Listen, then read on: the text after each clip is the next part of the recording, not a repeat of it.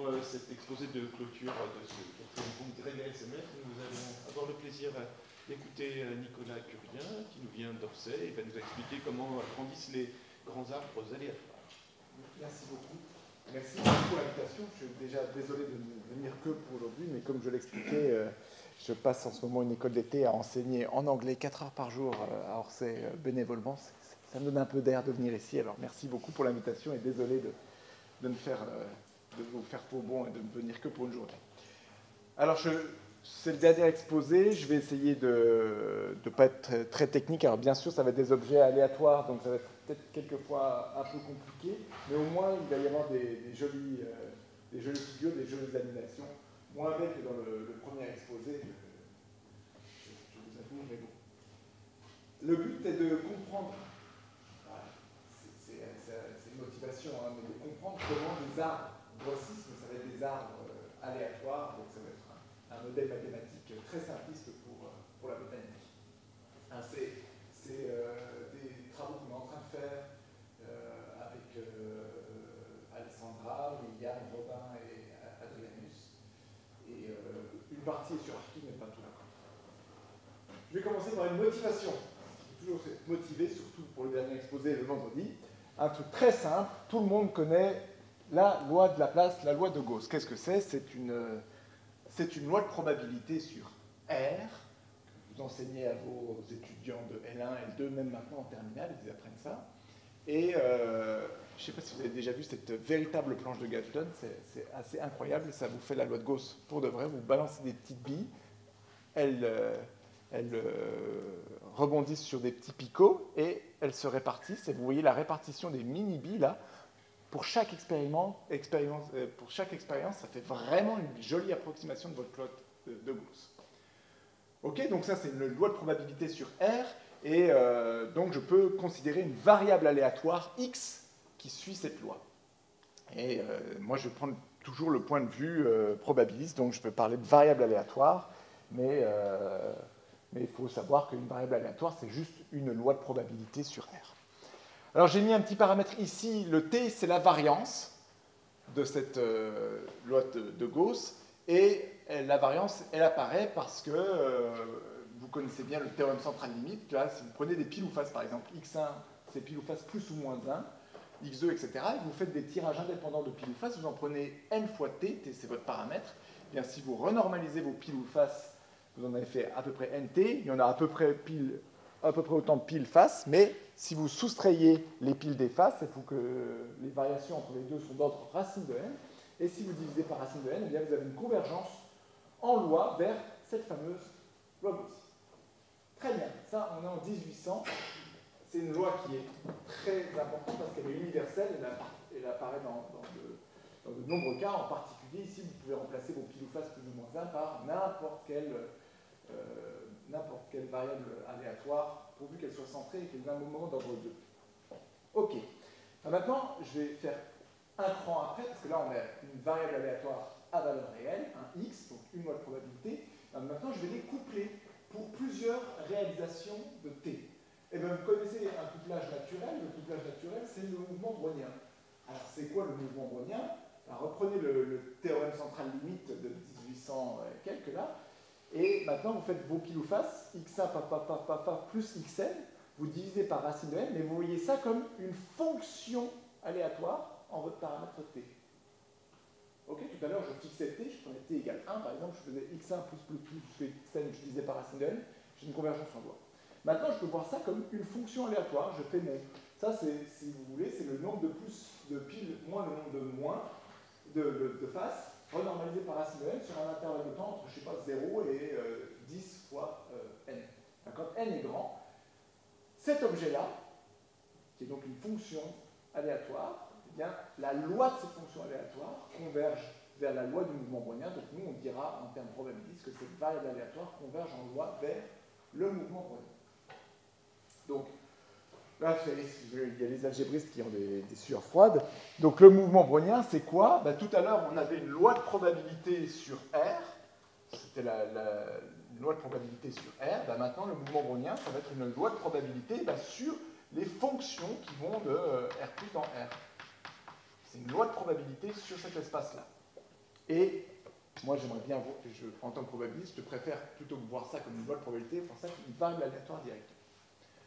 Ok, donc ça, c'est le mouvement brownien. Vous avez déjà tous vu un mouvement brownien. Et ben, le but de cet exposé, ça va être de faire la même chose, mais avec des objets un peu plus compliqués. Donc, je le refais ici, c'est ce qu'on vient de faire. Vous avez une variable aléatoire à valeur dans R, qui est votre loi normale. Ça, et vous avez le théorème central limite, ce truc-là bien connu. Ça, c'était fait dans les années 1800. Et vous avez maintenant un couplage de toutes ces lois normales. Alors, j'ai peut-être oublié de dire pourquoi c'est un couplage de toutes ces lois normales, parce que bien sûr, si vous prenez cette fonction-là et que vous regardez l'instance de cette fonction au point t, ici vous attendez qu'elle passe au-dessus du point t, là, hop, vous prenez cette valeur-là, eh bien ça vous fera une réalisation, le b de t, là, ça vous fait une réalisation de votre, hop, n de t. Mais ils sont couplés pour toutes les valeurs de t en même temps. Ok. Donc, j'ai un couplage naturel de toutes mes lois normales, et c'est mon mouvement brownien. Ça, c'était fait dans les années 1900. Eh bien, le but de l'exposé, c'est de faire la même chose en remplaçant cette variable n ici par un objet géométrique plus compliqué, mais très naturel en probabilité, dont je vais essayer de vous faire la pub, qui est le CRT brownien d'Aldous, qui a été défini dans les années 90. Et après, je vais essayer de faire un mouvement brownien à valeur dans ça. C'est le but de cet exposé. Ok. Alors, je vais, back to basic, je vais revenir sur la définition de cet arbre continu brownien, qui, vous allez voir, est un objet maintenant qui apparaît quasiment dans plein de domaines en probabilité. Pour le définir, le plus simple, c'est de repartir du discret. Discret. Je vais considérer des arbres binaires plans. Qu'est-ce que c'est que des arbres binaires plans? Eh bien, ce sont des arbres généalogiques où chaque individu a soit 2 enfants, soit 0. C'est unisexe et il y a un ancêtre qui est toujours en bas. Donc, par exemple, ici, c'est l'arbre généalogique où quelqu'un a eu 2 enfants et ces 2 enfants n'ont pas eu d'enfant. Là, après, il y a des. Donc, ça, c'est un arbre généalogique de taille 1 parce que la taille, ça va être le nombre de sommets internes. Combien il y a d'arbres généalogiques de taille 2? Il y a l'ancêtre qui peut avoir 2 enfants et son premier enfant, celui de gauche, a 2 enfants et après tout ça. Mais ce n'est pas la même arbre généalogique ici parce que lui, il a eu 2 enfants et c'est l'enfant de droite qui a eu 2 enfants. Donc si vous voulez, dans la généalogie, je peux mettre les enfants de gauche à droite en disant ils sont arrivés, celui de gauche c'est le plus vieux et celui de droite c'est le plus jeune. Donc ça, c'est pas la même généalogie que ça. En termes de graphe, c'est la même chose, mais en termes d'arbre plan, c'est pas la même chose. Je n'ai pas le droit d'échanger. Etc. Et je peux faire tous les arbres généalogiques de taille 3, binaires. Bon, c'est un exo ultra classique, pas trivial, mais ultra classique. On peut les compter, ces objets-là. Le nombre d'arbres binaires avec n sommets internes, ça se compte, et on tombe sur les fameux nombres de Kaplan. Plein de façons de faire. Le plus simple, c'est d'écrire des récursions à la racine et de vérifier que les récursions sont bien satisfaites pour ces nombres-là. Eh bien, déformation professionnelle oblige. Moi, maintenant, ce que je vais faire, c'est que je vais prendre un arbre binaire uniforme de taille n. Donc ça va être une variable aléatoire qui va être choisie uniformément dans le paquet là, des arbres binaires de taille n. Je prends tous les arbres binaires de taille n, j'en prends un uniformément au hasard, ça va être mon tn. Pour ceux qui n'aiment pas les variables aléatoires, vous pouvez faire de l'analyse fonctionnelle et vous vous dites, je ne vais pas faire tn, je vais considérer la mesure uniforme sur les arbres binaires de taille n, et je vais regarder des convergences faibles pour cette mesure, mais moi je vais faire des probas, donc je regarderai tout en termes de variables aléatoires. Mais n'hésitez pas, si vous ne comprenez pas, vous m'interrompez, je vous explique. Ok, alors, un petit warm-up, si je prends un arbre comme ça, Tn uniforme de taille n, donc je vais en prendre un de taille n plus 1. Donc un arbre de taille n plus 1, et je vais noter dans le symbole de bas, là, tout en bas sur ce sommet, le n plus 1, ça va être la taille de l'arbre que j'ai au-dessus de moi.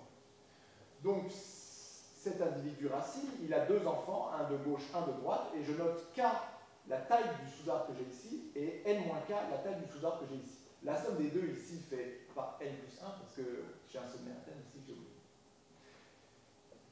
Petite énumération directe, je vous dis quelle est la probabilité que si je prends un arbre Tn plus 1 de taille n plus 1, il se casse en deux en deux bouts dont le bout de gauche soit de taille k et le bout de droite soit de taille n-k. Bah, il n'y a pas à tortiller, hein. Si vous voulez que ça se fasse, bah, vous pouvez mettre n'importe quel arbre de taille k ici, il y en a 4 en k, vous pouvez mettre n'importe quel arbre de taille n-k, il y en a 4 en n-k à droite, vous recollez et puis vous divisez par le nœud total pour avoir la formule des probabilités. Et ce qui va être intéressant pour moi, c'est que si vous faites un petit peu d'asymptotique à la Stirling, là, ce nombre-là, il est de cet ordre-là, ça grossit comme n puissance moins 3,5, donc c'est très petit quand n est grand, mais c'est surtout ça qui est intéressant. K sur n, 1 moins k sur n, le tout à la puissance moins 3,5. Il faut imaginer que k, plus tard, je vais le mettre de l'ordre de grandeur de n. Donc imaginez-vous, quelle est la probabilité que je prenne n et que je le casse en deux en x fois n et 1 moins x fois n, que je le casse grosso modo vraiment en deux. Donc vous voyez que c'est ça fait à peu près x, et ça fait 1 moins x à la puissance moins 3,5. Ouh là là, on voit déjà les problèmes qui vont apparaître, parce que quand x est proche de 0 ou proche de 1, ça nous explose à la tête, et ça va... Bon, ça paraît pas très cool, mais on va voir. Ok, alors, le théorème cube, c'est celui-ci. Il met du temps à digérer. Je vous laisse lire. On a une convergence pour la théorie de Tn. On ne comprend rien, on décroche. Non, décrochez pas tout de suite. Je vais essayer de vous expliquer. Qu'est-ce que ça dit, ce théorème? Mais si vous voulez décrocher, vous pouvez. Le Tn, c'est mon arbre binaire à n sommets tiré uniformément au hasard. Ok. Première chose, je prends sa distance de graphe. Je le vois comme un graphe. Je vous ai dit tout à l'heure, je ne veux pas les voir comme des graphes. Oui, mais si, en fait, je vais le voir quand même comme un graphe. Pour le tirer, je ne le vois pas comme un graphe. Une fois que je le tire, je le vois comme un graphe. Et je vais renormaliser toutes les distances par ce facteur qui est 1 sur racine de n. Donc ça va m'indiquer que si je prends un arbre Tn uniformément au hasard, la taille de mon arbre, il y a n sommets, mais la taille en termes de hauteur, en termes de distance, c'est de l'ordre de 1 sur racine de n. Ok. Et après, j'ai une convergence en loi, donc une convergence en distribution, vers un objet ici. Qu'est-ce que c'est que cet objet? Ben, cet objet, c'est un arbre aléatoire, compact, continu. C'est pensez-y comme une forme aléatoire, une forme, c'est pas plongé dans R2, bien que je fasse des dessins dans R2, c'est pas plongé, c'est vraiment quelque chose, c'est un espace métrique compact aléatoire. Alors qu'est-ce que ça veut dire cette convergence en loi?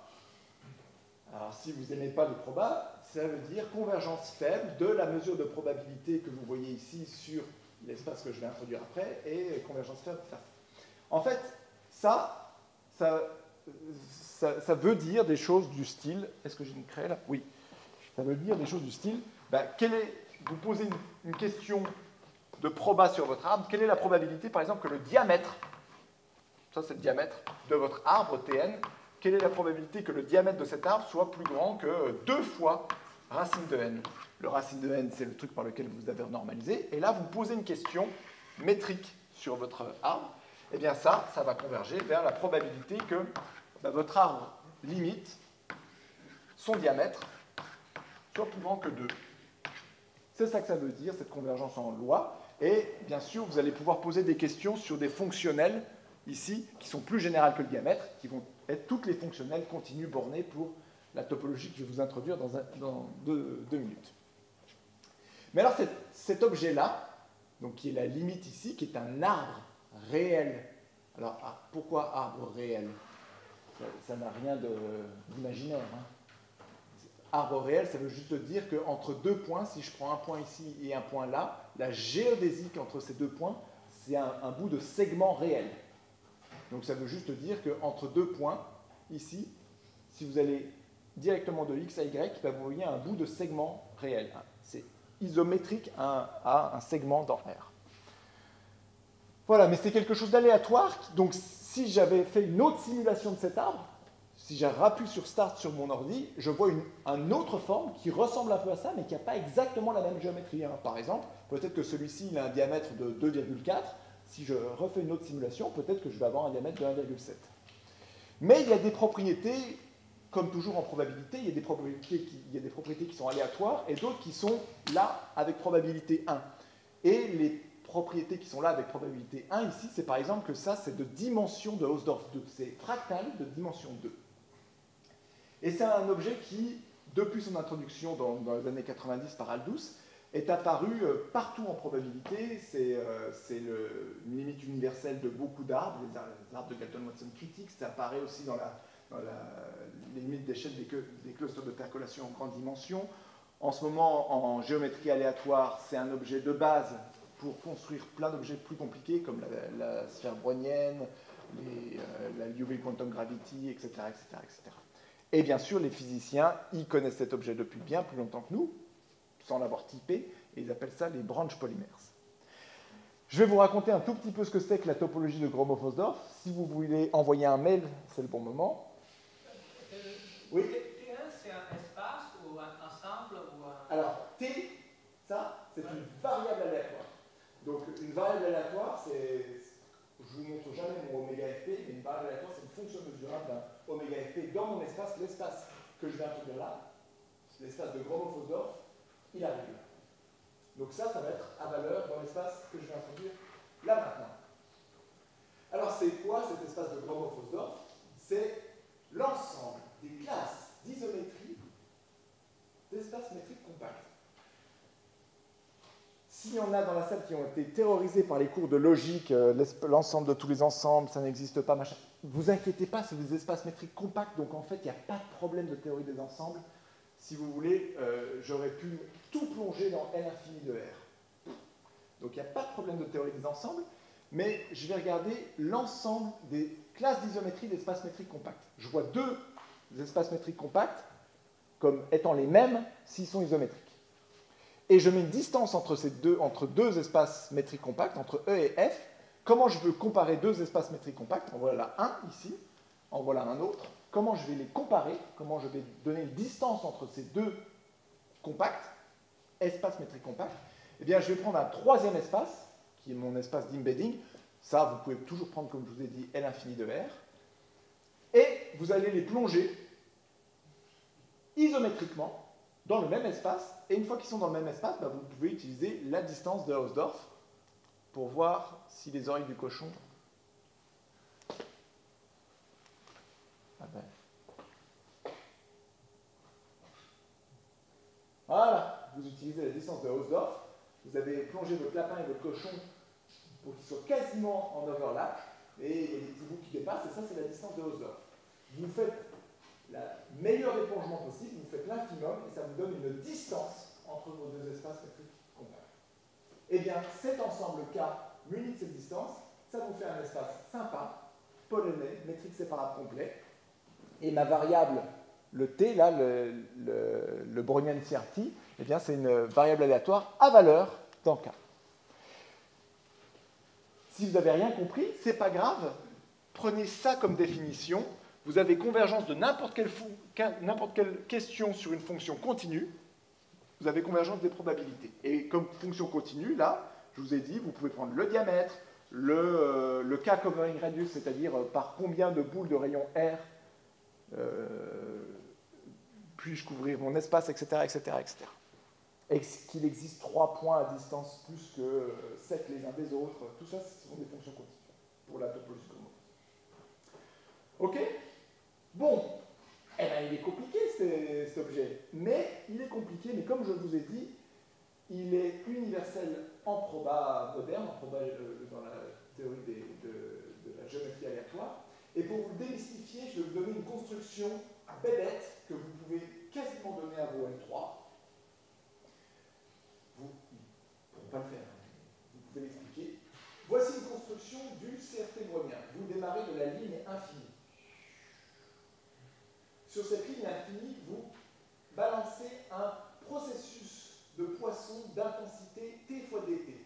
Qu'est-ce que ça veut dire? Ça veut dire que dans un petit espace ici, la densité de points va être proportionnelle à T. Ça veut dire qu'au début, bon, il n'y a quasiment pas de points, et quand vous avancez, quand T est grand, ici, vous avez beaucoup plus de points.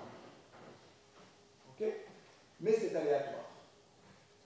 Si vous n'aimez pas l'aléatoire, pensez juste que je divise la ligne ici en une branche, 2 branches, 3 branches, 4 branches, 5 branches, telle que la énième branche, elle est à peu près une taille 1 sur racine.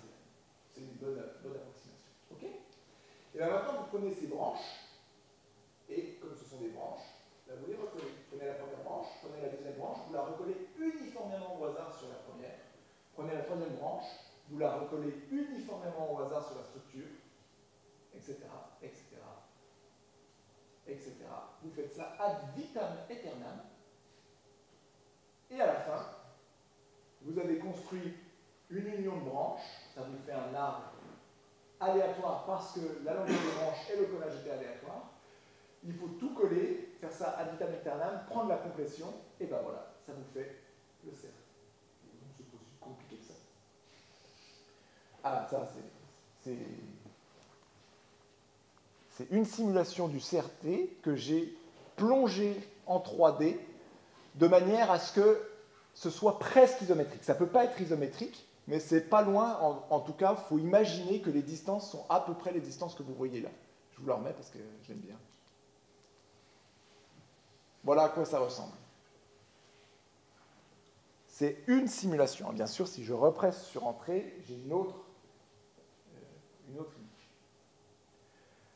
Alors, je vais vous montrer où est-ce que ça apparaît ce CRT, parce que je vous ai donné comme étant la limite des arbres binaires. Mais pourquoi je prendrais des arbres binaires je suis un peu... je prétends que ça arrive dans des modèles de géométrie aléatoire très naturels, et le plus naturel, peut-être que vous connaissez, c'est le graphe d'Erdős-Rényi. C'est quoi le graphe d'Erdős-Rényi? Eh bien, vous démarrez avec n points. Ici, je crois qu'il y en a 1000. Vous démarrez avec 1000 points, et pas à pas, vous allez prendre 2 points au hasard et les relier par une arête. Donc vous mettez une arête, après vous reprenez 2 points au hasard, vous mettez une arête, après vous reprenez 2 points au hasard, vous mettez une arête, etc., etc. Donc vous mettez de plus en plus d'arêtes, et vous regardez ce que ça fait. Alors là, il y a un plongement, celui qui a fait ça, celui ou celle d'ailleurs, je ne sais pas, j'ai trouvé sur YouTube, je ne connais pas l'auteur. Il y a un plongement qui fait qu'on voit les composantes parce que les arêtes se comportent comme des ressorts. Et donc au début, vous voyez, quand il n'y a pas beaucoup d'arêtes, tous les points sont quasiment isolés, c'est les points qui sont sur le bord ici, et vous avez des petites composantes connexes, là, qui ressemblent à des arbres. D'accord? Et Erdős et Rényi ont montré, dans les années 1959, que... Ouah, non, c'est pas ce que je voulais faire. C'est pas ce que je... Non. Que quand ce paramètre ici, alors ça c'est le paramètre, le paramètre ici, c'est le degré moyen dans votre graphe, et bien quand ce paramètre va dépasser 1, d'un coup il va se passer quelque chose, et ce quelque chose c'est qu'il va y avoir une énorme composante connexe qui va se former. Là vous voyez, toutes les composantes connexes sont très petites, c'est des petits arbres de rien du tout, et vous allez voir soudainement quand ça va passer entre 0,9 et 1,1, vous allez voir que soudainement, tous ces petits grumeaux, ils vont s'agglomérer et il va y avoir un énorme grumeau qui va apparaître. Vous allez voir, c'est bientôt. Pas de grumeau pour l'instant. Pas de grumeau. Et là, oulala, il se passe un truc là. Là, il se passe un truc. Là, il se passe un truc. Vous voyez? Et il y a un gros grumeau, ça y est. Vous le voyez là, le gros grumeau? Bien sûr, il y a encore des... Parce que tout ce qui est en bleu, là, c'est un seul grumeau. Hein. Bien sûr, il y a encore des petits grumeaux sur le côté là. Hop. Eh bien, cette apparition du gros grumeau, c'est l'apparition de la composante connexe géante dans le graphe d'Erdős-Rényi. Ça a eu d'énormes applications. Pardon? Oui? Mais P, c'était pas le programme? Où ça, P? De la deuxième... Ça, oui. C'est quoi le deuxième paramètre? Le GNP, oui. Très bonne question. Non, on l'écrit comme ça. Ça, c'est GNP. GNP. N, c'est le nombre d'arêtes. P, c'est la probabilité par arête. Mais ce P, c'est aussi, je vais écrire une bêtise, hein, mais c'est aussi M sur N, où M est le nombre d'arêtes que tu as jetées. Donc, si je le vois comme P ici, ça c'est le nombre d'arêtes que j'ai jetées divisé par N. Donc, N, c'est aussi le temps ici. À chaque pas de temps, je jette une arête. Ok? Mais donc, dépasser ça, c'est en moyenne... Voilà, il y a un 2, je crois. Donc ça, quand ce paramètre vaut 1, c'est que j'ai balancé 2n arêtes. 2 au-dessus. N sur 2 arêtes.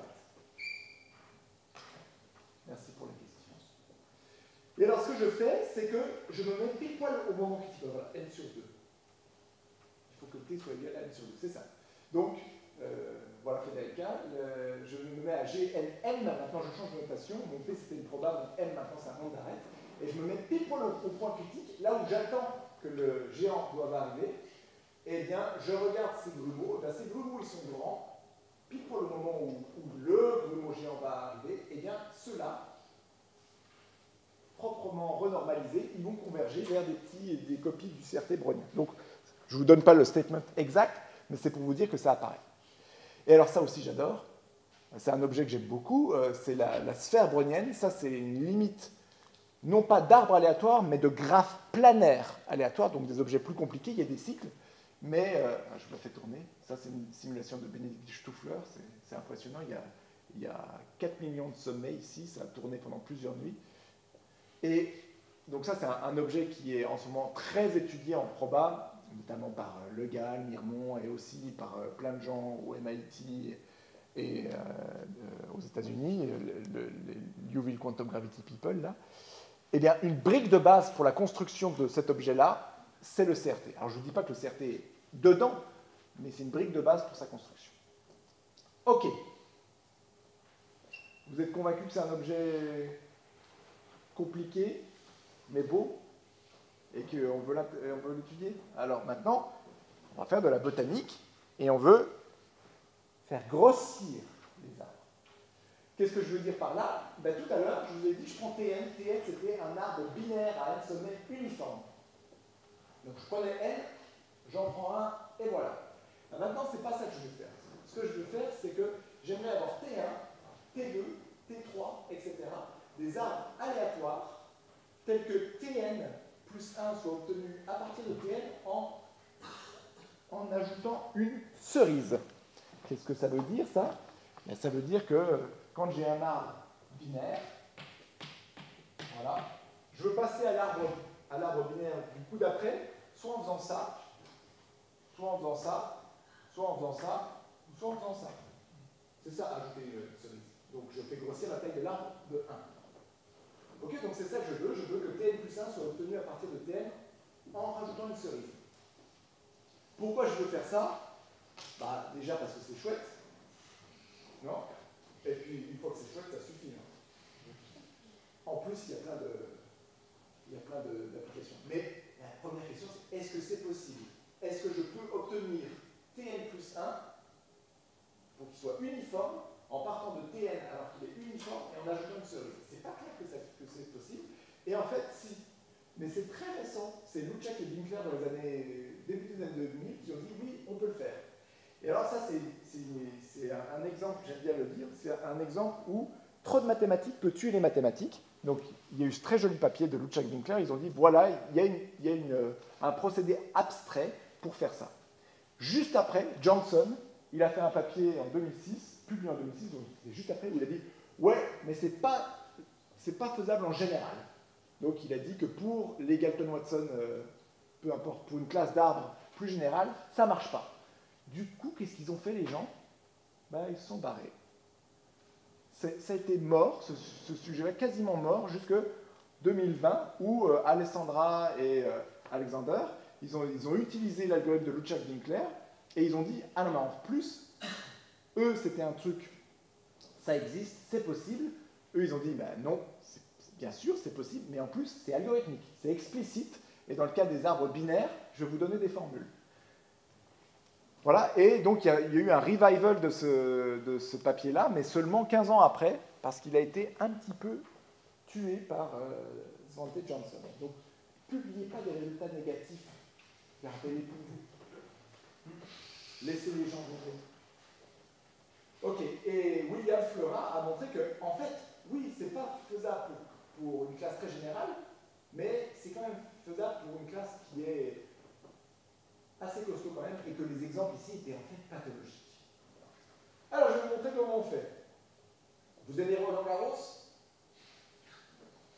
Vous prenez cette fonction-là. Qu'est-ce que c'est que ça? Bon, je n'arriverai pas au bout, mais c'est pas grave. Cette fonction, c'est, vous imaginez, vous avez un match entre une Française et une Américaine, et la Française est là elle a strength, une force de 2A plus 1, et l'américaine, elle a une force de 2B plus 1. A et B sont des entiers positifs. Elles jouent le premier set et elles vont gagner le premier set proportionnellement à leur force. Donc par exemple, grand A gagne le premier set, disons avec probabilité 2A plus 1 divisé par la somme des deux forces. Mais une fois que la française a gagné le premier set, elle se sent plus costaud et donc elle gagne 1. Elle joue le deuxième set, et là, pas de bol, disons, c'est l'américaine qui gagne le deuxième set, et donc elle gagne avec probabilité, disons, 2B plus 1 sur la somme des deux. 2A plus 2 plus 2B plus 1. Ah, mais du coup, elles se sont plus fortes. Elles gagnent 1 en force. Je joue le troisième set, et là, c'est cool, c'est la française qui gagne. 2A plus 2 divisé par 2A plus 2 plus 2A plus 1, pardon. Non, 2A plus 2 plus 2B plus 2. Et donc, là, qu'est-ce que j'ai eu? J'ai eu le premier set pour A, le deuxième set pour B, le premier set pour A. OK? La formule qui est là, c'est juste la probabilité que A gagne le match. Parce que si vous voulez que A gagne le match, il faut 2 sets gagnants. Alors, pour avoir 2 sets gagnants, il y a par exemple 2A plus 1, 2A plus 2, et après c'est fini. Ou alors vous avez 2A plus 1, 2B plus 1, 2A plus 2. Vous avez les 3 possibilités, les 3 permutations pour gagner les 7, et ça vous fait cette magnifique formule. Donc c'est Roland Garros. Pardon? Juste avec 2 sets.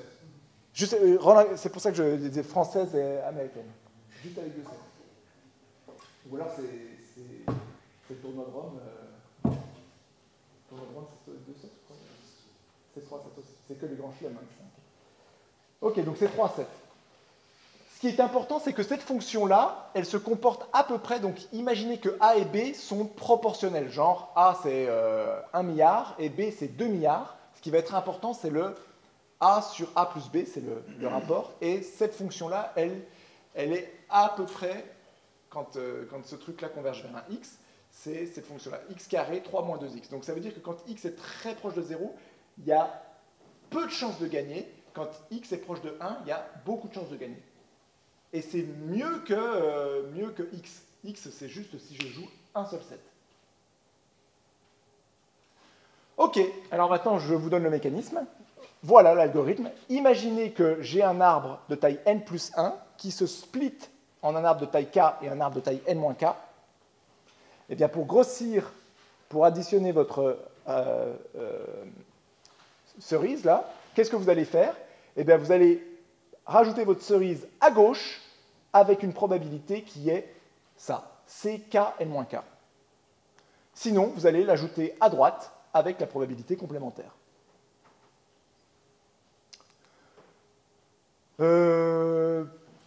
Bon, pourquoi je passe sous tapis, je prétends qu'une fois que je vous ai dit ça, en fait, vous pouvez les calculer, ces fonctions C, à partir de blablabla, je le passe. Mais je vous montre concrètement comment ça marche. Alors, imaginez votre arbre. Ici, c'est un arbre de taille 1, 2, 3, 4, 5, 8, 11, 13. C'est un arbre de taille 13. Je veux passer à un arbre de taille 14, donc je veux rajouter une cerise. Qu'est-ce que je fais? Je me mets à la racine, je regarde mon splitting. Mon splitting, ici, c'est j'ai 12 d'un côté et 0 de l'autre. Donc, avec probabilité C12, 0, je fais un match entre ce gros sous-arbre et ce petit sous-arbre. Et là, probablement, c'est le gros sous-arbre qui va gagner. Donc, je vais maintenant me placer ici. Dans ce gros sous-arbre, je resplit en deux. Il y a cette partie-là et cette partie-là. Et je fais un match entre les deux. Ah là, probablement, c'est lui qui va gagner. Etc. Ici, je resplit. J'ai ce sous-arbre-là et ce sous-arbre-là. Je fais deux matchs. Là, ce n'est pas clair qui gagne. Dans ce cas de figure, c'est celui de droite, etc. Jusqu'à un moment où ces deux zéros, vous pourriez vous dire, quand j'ai un 0, je ne vais jamais choisir le 0, mais si, hein, vous pouvez mettre un 0 et la probabilité est positive. Et donc, là, par exemple, avec probabilité C01, quand on était ici, on arrive là sur cette feuille. Et une fois qu'on est sur la feuille, on ajoute la cerise. Vous voulez rajouter une cerise, ben vous recommencez, vous retournez à la racine, vous faites vos matchs, vous ajoutez votre cerise, et vous recommencez. OK? Le théorème, c'est que cet algorithme-là, produit une suite d'arbres aléatoires, tels que si je m'arrête à l'instant n, eh bien c'est un arbre uniforme parmi tous les arbres binaires à l'instant n. Mais ils sont couplés. Je les ai tous en même temps. OK? Qu'est-ce que je veux faire?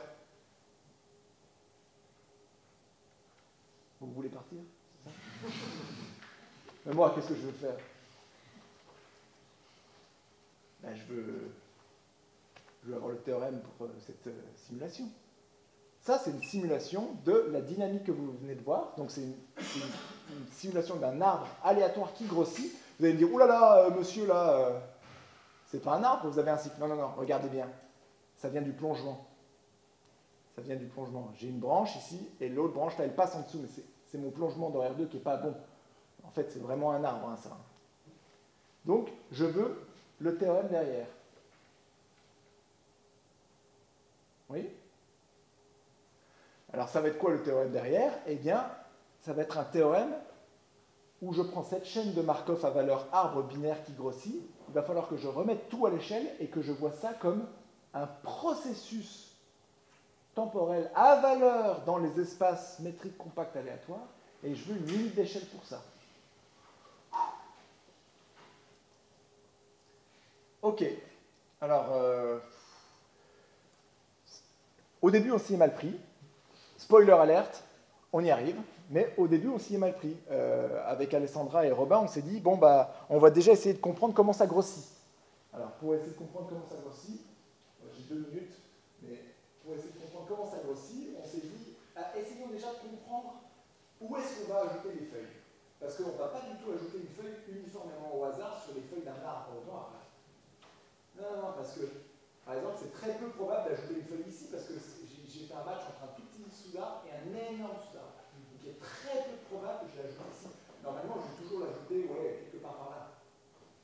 Donc, premier théorème qu'on a montré, c'est qu'on a montré que cette mesure-là, la mesure là où on doit ajouter la feuille, c'est une mesure qui est supportée par l'arbonien, c'est le truc que vous voyez ici en rouge, sur les feuilles de l'arbonien. C'est une mesure qui est aléatoire sur un arbre qui est lui-même aléatoire. Bonsoir. Mais cette mesure, on a montré qu'elle était fractale et elle est supportée par un sous-ensemble très spécifique de l'ensemble des feuilles. L'ensemble des feuilles, c'est un truc de dimension 2. Et nous, on a dit, ah, ben c'est supporté sur un ensemble de dimension d'Hausdorff, 6 facteurs de 2 moins racine de 3. Vraiment petite 2, c'est un truc très fractal. Vous avez déjà vu des choses comme ça, par exemple, vous connaissez le théorème de Makarov qui vous dit que la mesure harmonique sur un ensemble simplement connexe, c'est toujours supporté par quelque chose de la frontière qui est de dimension 1, même si la frontière elle-même est fractale. Donc c'est un exemple. Mais en fait, on s'y était mal pris parce que, bon ben voilà, je vais faire le spoiler, on y arrive, on arrive à prendre toute la dynamique de nos arbres qui grossissent, la remettre à l'échelle par n puissance moins 1,5 et voir ça comme un processus à valeur dans, j'ai mis t dans 0,1 ici, mais j'aurais pu mettre t dans R+, et bien ça va converger pour la topologie de Gromov-Hausdorff fonctionnelle, c'est-à-dire pour les fonctions qui vont de 0,1 dans K, munies de la norme uniforme, ça converge en loi vers un processus de Markov explicite qui prend ses valeurs dans les arbres réels compacts. C'est vraiment le truc qui a là. Et je vous donne juste comment on a réussi à le faire alors qu'avant on n'y arrivait pas. C'était qu'il fallait changer de point de vue. Il ne fallait pas le voir forward, mais il fallait le voir backward. Le voir backward, c'était l'observation qui est fausse dans le cas discret, mais qui devient vrai à la limite, qui est que, en fait, c'est bizarre, hein, si je vous donne l'arbre TT à un temps T genre 1, alors l'arbre TS, c'est une fonction déterministe de cet arbre. Donc c'est vraiment un processus de Markov qui, quand je le vois forward, c'est quelque chose qui est aléatoire, qui évolue de manière comme un processus de Markov.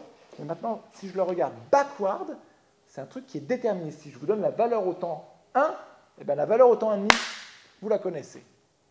C'est bizarre, hein? Mais il y en a plein, en fait. Donc, l'aléa de TS, si je vous donne TT, se trivialise à la limite. Voilà, c'est ce que je vois dans la simulation. Là, si je mets la simulation en temps reverse, eh bien, ça, c'est en fait quelque chose de déterministe. Si je le vois en forward, c'est quelque chose d'aléatoire. Si je vois l'arbre qui décroît, c'est quelque chose de déterministe. Ok, alors, j'ai pas le temps. Donc, les éléments de preuve, ça utilise une construction de l'arbre brownien, non pas par Aldous, non pas par Le Gall, mais par Berthoin, qui voit ça comme un arbre généalogique de fragmentation, des particules qui se fragmentent. Et après, on utilise toute la technologie qu'on a développée, c'est juste pour faire la pub, hein, avec Jean et Armand. Voilà. Et, je n'ai pas le temps, je vous montre juste une petite animation qui est rigolote, si j'y arrive. Voilà. J'ai une minute. Alors, en une minute, je dis le truc magique qui fait tourner toute la machine, c'est de Winner Takes It All, vous avez reconnu là-bas. Quelqu'un connaît la date?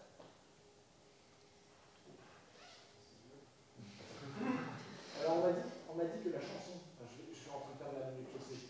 La chanson c'est The Winner Takes It All, mais en anglais on devrait dire The Winner Takes All, ouais.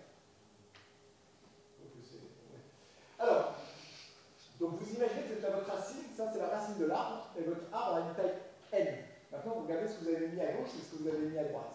Et ça c'est clairement une chaîne de Markov parce qu'à chaque fois vous allez faire un match entre Ln et Rn, et l'un des deux va gagner la cerise, donc l'un des deux va gagner son plus 1. Donc Ln va soit gagner 1, soit Rn. Mais ce qui va se passer, c'est qu'une fois que Ln devient très fort, elle va écraser Rn comme au tennis. Une fois que vous prenez la première mondiale, elle écrase la 361 mondiale, quasiment plus sûr. Donc à partir d'un certain moment, Ln va toujours prendre plus 1, et le Rn va se stabiliser. Bon, donc c'est pour ça que Winner Takes All. Mais ce qui va nous apporter, c'est que des fois, eh bien, le match est équilibré entre Ln et Rn, les deux se tirent à bourre et les deux grossissent quasiment à la même vitesse.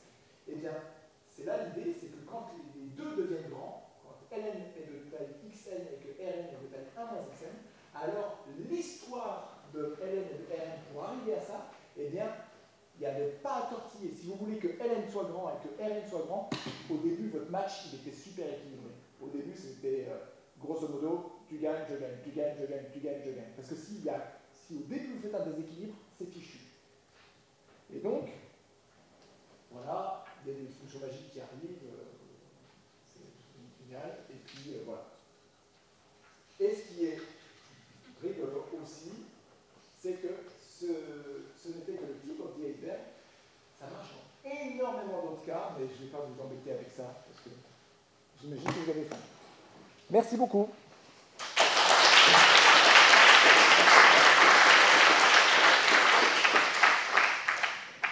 Des questions? Voilà. Oui. Les arbres Tn que tu produis dépendent d'un paramètre T d'un intervalle, mais on a l'impression que chaque instance elle-même dépend aussi d'un paramètre dans le temps. Donc tu aurais une sorte de processus de dimension 2, avec deux paramètres de temps, SCT. J'ai pas eu le premier. L'arbre T a une viscosité. T a une viscosité, donc le petit T c'est le temps. Oui. Mais là, chaque instance elle-même est produite par un processus réel. Donc on aurait l'impression qu'on aurait une sorte de processus double avec peut-être la Oui, paire de parce que ST. c'est pas l'aléatoire. C'est ça, tu veux voir l'aléa comme une autre. Tu veux voir l'aléa comme un autre truc. Non, je le vois vraiment comme une fonction aléatoire à valeur. Mon processus TT, il est indexé, mon processus TT, là, à valeur de R+. Ça, c'est vraiment une fonction aléatoire qui va de R+, dans mon espace de Gromov-Hausdorff. C'est une fonction aléatoire là-dessus. Alors, effectivement, quand on n'aime pas les fonctions aléatoires, on peut se dire, ah ben c'est une mesure de proba sur l'ensemble des fonctions continues de R+ dans K, munie de la topologie convergente sur tout le compact. Ça, je suis d'accord. Mais je sais qu'on a fait une partie de K qui consiste elle-même en fonction de R plus vers quelque chose. La partie de K, c'est les arbres réels. Donc j'aurais pu mettre T, c'est ça? Tu veux voir les arbres réels? Il y a des segments, ouais. Mais j'ai du mal à voir. La partie de K qu'on obtient, dans laquelle on arrive, c'est les arbres réels compacts. C'est des recollements de segments, effectivement.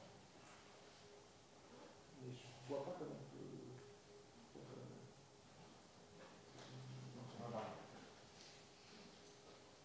D'autres questions?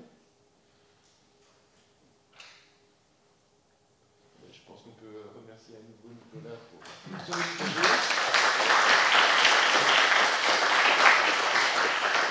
Et plus généralement tous les orateurs de cette semaine et les organisateurs, dont Thomas, qui je vais laisser la parole.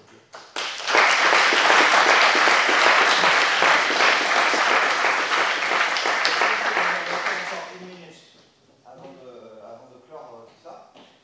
Bon, les meilleures choses en fin, il est temps pour nous de s'occuper. On a beaucoup travaillé, on a fait beaucoup de maths. Je vais faire quelques remerciements chronologiques dans le sens où qui a permis à ce que ce congrès existe. Le premier, c'est Fabien Durand qui a accepté qu'il y ait un congrès SMF à Strasbourg en 2024. Vous remarquerez qu'on n'est pas à Strasbourg et qu'on n'est pas en 2024. Et puis ensuite, il faudra remercier Isabelle Gallagher qui a accepté que Strasbourg 2024 soit dans 10 ans 2025. Pour l'instant, on est à la bonne date et au bon lieu.